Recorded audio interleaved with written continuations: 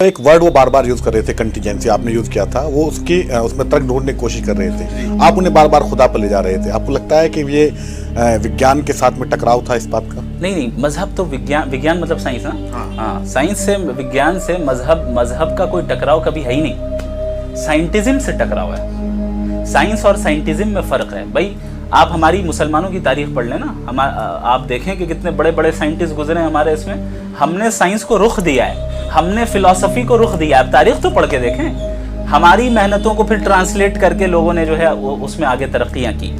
مسئلہ سائنس سے نہیں ہے. سائنس میں تو آگے ترقی کرنا چاہیے اور ہمارے بچے سائنس پڑھ رہے ہیں، ہمارے نوجوان سائنس پڑھ رہے ہیں. مسئلہ سائنٹزم سے ہے کہ جب آپ سمجھیں کہ سائنس ہی سب کچھ ہے.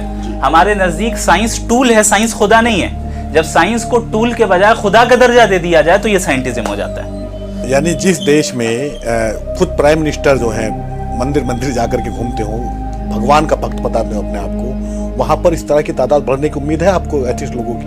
بڑھ رہی ہے، بالکل بڑھ رہی ہے، زمینی سطح پہ بڑھ رہی ہے. اور صرف اس ملک میں نہیں بلکہ پوری دنیا میں بڑھ رہی ہے. اور اس کی دو وجوہات ہیں، شبہات اور شہوات. شبہات کہتے ہیں ڈاؤٹس کو، شہوات کہتے ہیں اپنے ڈیزائرز کو فالو کرنے کو.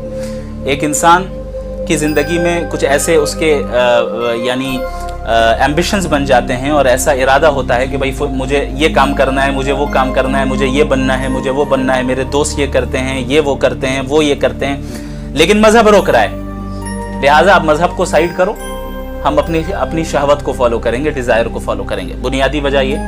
دوسری چیز شبہات، کہ مذہب کے تعلق سے، عقیدوں کے تعلق سے لوگوں کی طرف سے آپ کے ذہن میں ڈاؤٹس ڈال دیے گئے کہ بھائی اگر ایسا ہے، تمہارے مذہب نے تو یہ کہا، بھائی یہ تو صحیح نہیں ہے. تو ایک اسپیسیفک رنگ کا چشمہ پہنایا جاتا ہے اور کہا جاتا ہے اس چشمے سے اب اپنے مذہب کو تم دیکھو. اب آپ لال کلر کا چشمہ پہن لیں تو سب چیز لال ہی نظر آئے گی نا. تو کسی بھی چیز کو پرکھنے کے لیے، جاننے کے لیے ضروری ہے کہ آپ کو نیوٹرل ہونا ہوگا. اور جو ڈاؤٹس آپ کے ذہن میں آ رہے ہیں، آپ کے ذہن میں یہ بات آنی چاہیے کہ اگر اس چیز کا جواب میرے پاس نہیں ہے تو اس کا مطلب یہ نہیں کہ میرے مذہب کے پاس نہیں ہے، بلکہ اب میں تلاش کروں گا. میری کم علمی ہے، اب میں محنت کروں گا، جانوں گا اور ماہرین سے، جو ایکسپرٹس ہیں ان سے رابطہ کروں گا اور ان چیزوں کو جاننے لگوں گا.